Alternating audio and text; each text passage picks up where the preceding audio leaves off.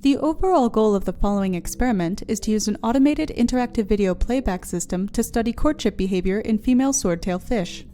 This is accomplished by modeling a male digital fish, adding motion and interactivity, and creating rules for how it will behave relative to the subject fish.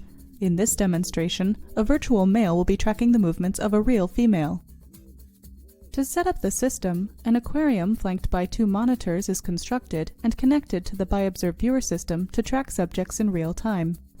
Motion data is then passed to the interactive video playback program on a separate server to determine the motion of the animated stimulus on screen.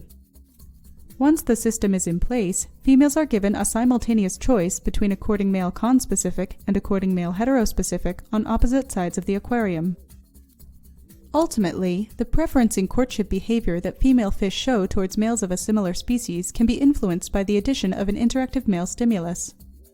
Demonstrating the procedure will be Trisha Butkowski, a former grad student from my lab and current employee at DreamWorks SKG.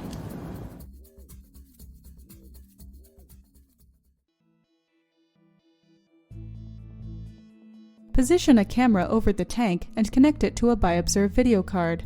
Make adjustments so that the entire aquarium is in view. Configure the ByObserve viewer system to receive tracking information from the camera. Next, enable the plugin to the ByObserve viewer that sends coordinates to the animation server via a specified network IP address. To begin calibration, turn on the animation server and open interactive-display-setup.txt.